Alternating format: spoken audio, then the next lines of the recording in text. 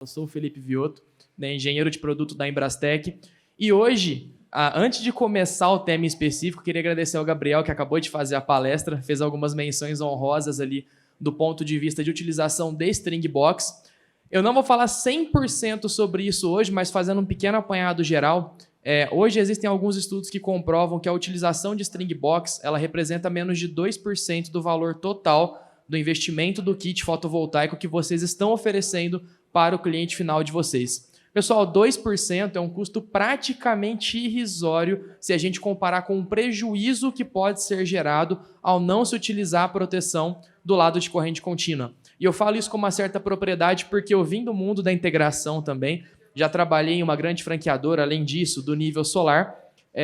E quando você tem um problema de atuação de um inversor por descarga atmosférica, se você não tiver proteção do lado de corrente contínua, não vai sobrar praticamente nada do seu inversor. E eu falo isso com propriedade porque eu já abordei alguns casos voltados a isso.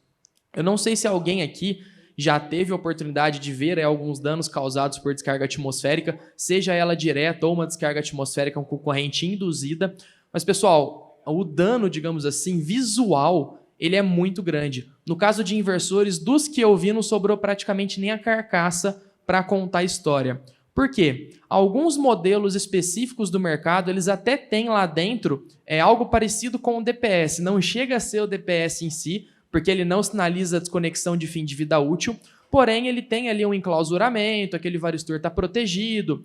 Porém, quando você tem uma atuação desse varistor, primeiro que você não vai saber que ele atuou, porque ele não apresenta isso como desconexão para você. Então, o teu sistema ele fica totalmente vulnerável se um outro surto de tensão atingir ele, porque você não vai conseguir ver isso a olho nu. E dificilmente o aplicativo de monitoramento do inversor vai gerar um erro voltado para a falha do varistor. Tá? Então, é um ponto muito importante a ser considerado no projeto de vocês. Não deixem de utilizar String Box de corrente contínua. Isso, além de ferir várias normas, como 16690, 5419 e também a 5410, traz um prejuízo muito grande para o integrador, claro, mas também para o cliente final. Eu falo para o integrador porque dificilmente o cliente final vai estar apto a fazer o pagamento do bolso dele caso o inversor dele queimar ou ele tiver que mandar para um acionamento de conserto.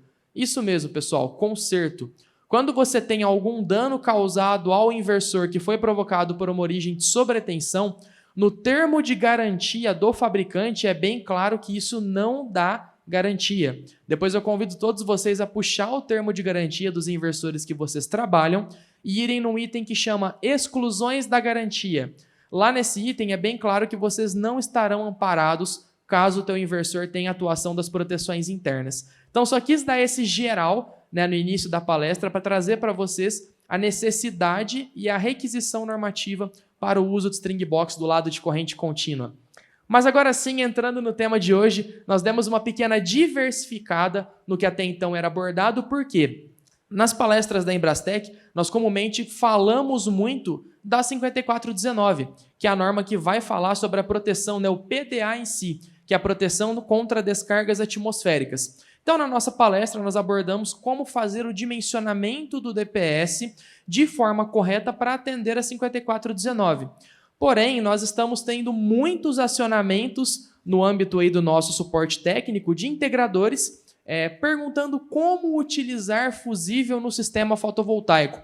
Muitos não têm uma base correta de como e quando utilizá-lo e, por isso, dado que é um índice muito alto de acionamentos hoje no nosso pós-venda, na palestra de hoje aprenderemos juntos a como dimensionar e quando utilizar fusível no sistema fotovoltaico.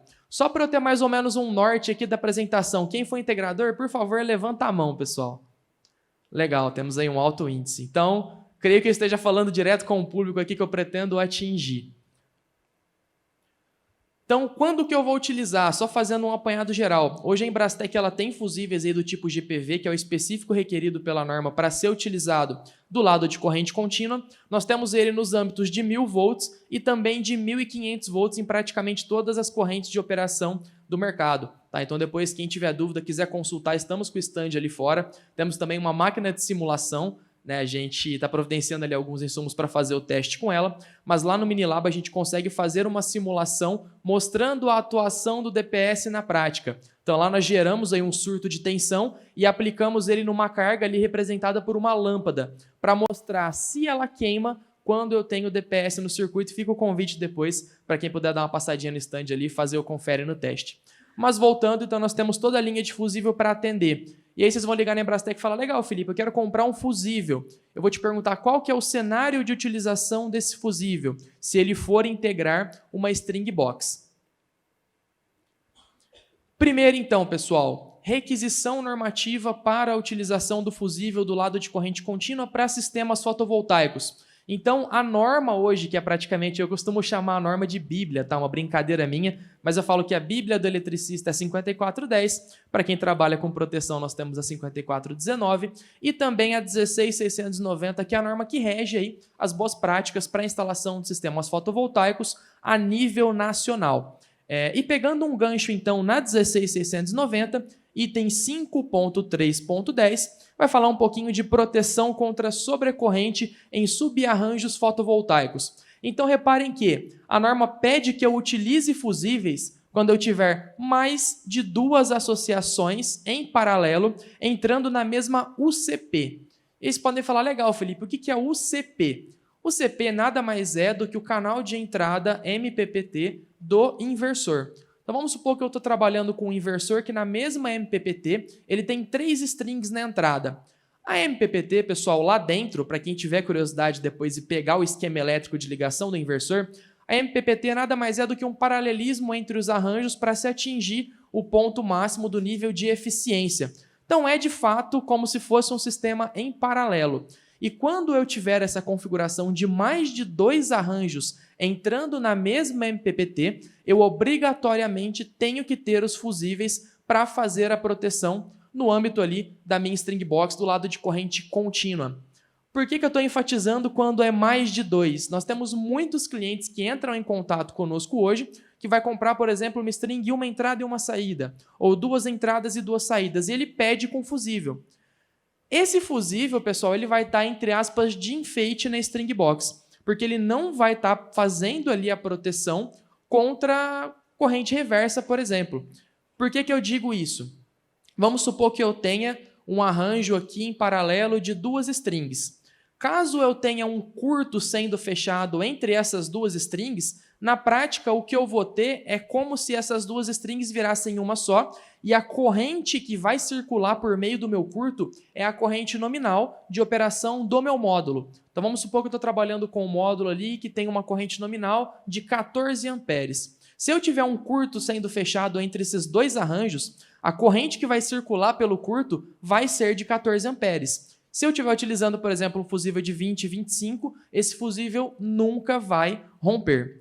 Quando eu tiver um paralelo de 3 arranjos ou mais, conforme requerido pela norma, eu tenho a somatória, se eu tiver o fechamento de um curto, de pelo menos 2 desses arranjos, que é onde a corrente vai circular. Então, nesse mesmo exemplo de um módulo que trabalha ali com 14 amperes, vamos supor então que eu tenha um fechamento de curto nessa MPPT e a corrente que vai circular vai ser a somatória de ao menos 2 desses arranjos, que me resultaria em 28 amperes. Se eu estiver utilizando um fusível de 25, depois a gente vai entender esse valor também, esse fusível vai romper e vai fazer a proteção, então, contra esse problema gerado na minha instalação. E por que eu vou utilizar, então, o fusível na minha string box de corrente contínua? Esses dados que estão aparecendo na tela, pessoal, foram até coletados aí do Canal Solar. Eles têm uma matéria muito bacana falando sobre fusíveis e a gente acabou pegando um ganchinho aí para trazer os principais pontos. Então, o fator que causa uma corrente reversa hoje: curto-circuito no módulo, seja no módulo de maneira completa ou entre as células dele. Falha de aterramento do módulo, isso é algo que pode acontecer principalmente se faltar manutenção preventiva no meu sistema. E, por fim, erro de dimensionamento mesmo. Pode parecer bobeira, pessoal, mas a gente ainda pega hoje muito erro de dimensionamento em sistema fotovoltaico. E isso eu não estou falando nem de sistemas grandes, tá? Muitas vezes aí sistemas residenciais, a gente costuma dar uma ajudinha ali para o integrador do ponto de vista de engenharia. Por que eu estou trazendo isso para vocês? Uma das vertentes da Embrastec, pessoal, além do fornecimento dos insumos aí para a instalação de um sistema fotovoltaico, ser um apoio de engenharia para o integrador. Então, hoje nós temos aí projetos feitos sob demanda. O que seria isso? Felipe, eu estou com uma instalação aqui, usina solo, eu vou ter 50 arranjos fotovoltaicos. Se eu for comprar uma string box a nível de distribuição, por exemplo, eu vou ter disponível na plataforma string 2x2 e no máximo uma 4x4. Então, nesse cenário, o que o integrador muitas vezes tem que fazer? Nesse caso de 50 arranjos fotovoltaicos, ele teria que, se comprando pela plataforma, comprar 25 string box do modelo de 2 entradas e 2 saídas e fazer a associação de várias strings pequenas para fornecer proteção para o inversor dele. Hoje a Embrastec trabalha com um projeto personalizado que a gente consegue desenvolver um único quadro para fazer a proteção nesse cenário. E o desenvolvimento desse quadro, que é a parte de engenharia, a gente não cobra isso do cliente final. Tá? Então vamos supor que nesse mesmo exemplo, legal, Felipe, estou com um quadro então que eu quero instalar um sistema de 50 arranjos fotovoltaicos. A nossa engenharia vai coletar os seguintes dados com vocês. Marque modelo do módulo, marca e modelo do inversor, quantos arranjos vocês terão e se essa instalação terá abrigo técnico ou não. Em cima dessas informações, a nossa engenharia dimensiona a proteção de corrente contínua, faz o desenho do layout do quadro a ser adquirido e manda para o cliente aprovar.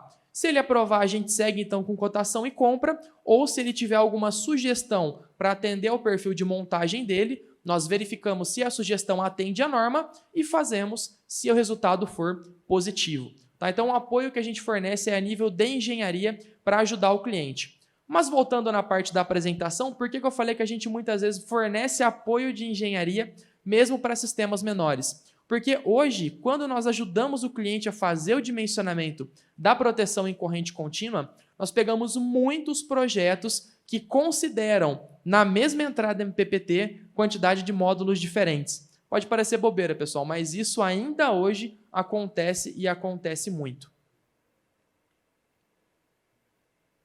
Tipo de fusível para sistema fotovoltaico. Eu costumo também brincar ao longo da minha apresentação, mas pode não parecer, pessoal, a carcaça está um pouquinho judiada, mas eu tenho só 26 anos. Desses 26 anos, eu comecei no solar lá de 16 para 17 anos como ajudante de obra, e na época a gente fazia instalação de sistemas aí quando eu brinco também que o solar era tudo mato. Então, lá em 2015 para 2016, vender um sistema de energia solar era muito mais do que um desafio. O cliente, no mínimo, tinha que ter uma pequena noção do que era para querer comprar. Porque a gente falava ali de um payback de 15 anos, né? A instalação do sistema não era tão conhecida, então, de fato, era muito difícil. E naquela época, por exemplo, para fazer seccionamento do lado de corrente contínua, muita gente utilizava disjuntor CA ou fusível CA convencional. E aí a gente fazia toda a instalação, chegava na hora de ligar, né, energizar o sistema, ou a gente tirava em poupar para ver quem, entre aspas, se lascar, ou ficava no cliente até umas 6 da noite para poder ligar o disjuntor CA sem gerar arco. Né? Porque o CA, quando você vai energizar do lado de corrente contínua, ele pode gerar um arco ali que atinge o operador. Então era uma luta para energizar o sistema. E hoje, com a modernização e com as normas vigentes também, nós sabemos que eu não posso utilizar um disjuntor de corrente alternada ou um fusível convencional para fazer a proteção. Conforme é requerido por norma, utilizando o disjuntor ou fusível, eu tenho que utilizá-los de acordo com as IECs, que são normas vigentes. Fusível, por exemplo, tem que ser específico do tipo GPV, que ele tem uma construção diferenciada em relação ao convencional para atuar com corrente contínua. Então, desde a base desse fusível, o material da base, ele vai ser bem mais robusto e a construção do fusível em si, a nível de cerâmica, também tem algumas alterações. Tá? Então, quando for utilizar fusível, optar sempre pelo GPV do lado de corrente contínua do sistema fotovoltaico. E aí, pessoal, como que eu vou saber então? Legal, agora eu já sei que o tipo do fusível, Felipe, tem que ser GPV e que eu só vou usar fusível pela norma quando eu tiver o paralelismo de 3 ou mais arranjos na mesma MPPT. Legal, qual que é a corrente do fusível? Então a norma também dá uma colher de chá para a gente para fazer esse cálculo. E ele é um cálculo bem simples, tá, pessoal? O que eu levo em consideração? A corrente de curto-circuito do meu módulo e aquelas duas constantes. Então, Então vamos supor que eu estou fazendo o dimensionamento então, de um fusível, eu quero saber qual que é o valor dele. Eu vou precisar da corrente de curto-circuito do meu módulo e eu vou jogar ela nessa fórmula, onde eu multiplico primeiro a corrente de curto por 1,5 e depois por 2,4. O valor nominal do fusível que eu vou utilizar vai ficar entre esses dois valores de multiplicação. Eu tenho uma outra opção também, que seria utilizar apenas um fusível para fazer a proteção de, por exemplo, 3 ou dos 4 arranjos ali que estão entrando na mesma MPPT. Esse daqui não é muito comum, tá, pessoal? Eu falo que, por exemplo, na Embrastec mesmo, nós nunca utilizamos essa configuração. Nós damos prioridade sempre para utilizar um fusível por cada cabo, por cada via, para você ter uma proteção um pouco mais assertiva. Até porque esses modelos de fusíveis que vão ter aí correntes elevadas, eles são muito difíceis de serem encontrados para aquisição. Hoje, se a gente falar de compra de um fusível GPV, até 35 amperes você consegue encontrar no mercado com uma certa dificuldade, mas encontra. Acima de 35 é muito difícil você ter essa disponibilidade. Então, por isso que a gente opta pela utilização dos mais conhecidos e mais comuns de mercado, que vão ser ali a partir de 12, 15 amperes até o de 35. E aí, do pessoal que trabalha com integração, alguém aqui trabalha na área de projetos, engenharia? Você sim pode levantar a mão, não vou trazer ninguém aqui na frente, tá? Podem ficar tranquilos. Mas é legal, pessoal, quem trabalha com engenharia acho que já vai ter uma boa base, mas quem não trabalha nesse âmbito da integração vai brincar de engenheiro comigo aqui hoje. Por quê? Nós vamos juntos fazer o dimensionamento de fusíveis para um projeto fictício. Tá? Então, eu trouxe um exemplo prático para facilitar tudo isso que nós falamos aqui ao longo da nossa apresentação. Nesse exemplo prático, eu quero saber a corrente nominal do meu fusível. Para isso, eu vou considerar 14,3 como a minha corrente ali de curto-circuito e 13,5 como a corrente nominal do meu módulo, que são valores aí hoje bem compatíveis com o mercado. Claro, temos módulos aí trabalhando até com 21 amperes na corrente de curto-circuito, mas esses módulos são mais utilizados aí em projetos maiores. A nível residencial, 14 e 15 amperes ainda está no cenário atual. Então, qual seria o meu cálculo? Lembra que eu falei para vocês, eu vou pegar a corrente de curto do meu módulo, vou multiplicar primeiro por 1,1 e depois eu vou multiplicar por 2,4. E a corrente nominal do meu fusível tem que estar no meio dessas duas multiplicações, no resultado delas. Então, efetuando esse cálculo, eu vou chegar à conclusão de que a corrente nominal do meu módulo vai ficar entre 21,45 amperes e 34,32 amperes. Então, na prática, pessoal, a níveis comerciais, nós encontraremos aí disponíveis no mercado fusíveis de 25 ou de 30 amperes para atender a esse cálculo que eu acabei de fazer. Como boa prática, a gente dá preferência sempre em utilizar o fusível do valor menor e mais próximo ali com o resultado da minha primeira multiplicação. Por quê? Porque na prática ele vai atuar primeiro. Por mais que o tempo ali de atuação seja na ordem de milha ou microsegundos, mas a gente ainda assim prefere utilizar o de menor valor, que nesse caso em específico seria o fusível de 25 amperes. Então, para um módulo que está trabalhando hoje ali na casa dos 14, 15 amperes de corrente de curto-circuito, eu vou utilizar para proteção o fusível de 25 amperes. Esse cálculo, pessoal, estou ensinando na unha mesmo vocês a calcular, mas em alguns datasheets do fabricante do módulo, o próprio fabricante traz lá nas informações técnicas qual que é o fusível indicado para fazer esse tipo de proteção. Tá? Então, deem preferência sempre para fazer a consulta no datasheet do fabricante do módulo. Se essa informação não estiver disponível lá, aí a gente tem esse caminho para encontrar o fusível ali que vai fazer a proteção efetiva contra a corrente reversa. Trago para vocês agora também um exemplo de layout utilizando fusíveis. Esse exemplo é até um layout que nós temos como padrão da Embrastec. Essa é uma string box de 9 entradas e 9 saídas com 3 MPPTs. Então, eu estou fazendo o paralelismo de 3 em 3 arranjos fotovoltaicos. Então, eu venho do meu arranjo e entro na parte inferior do fusível, faço o paralelismo com a ponte de junção, saio da parte superior do fusível e vou para a chave seccionadora antes de ir para o inversor. E da parte superior do fusível, eu também derivo para fazer a proteção contra surtos de tensão no meu DPS.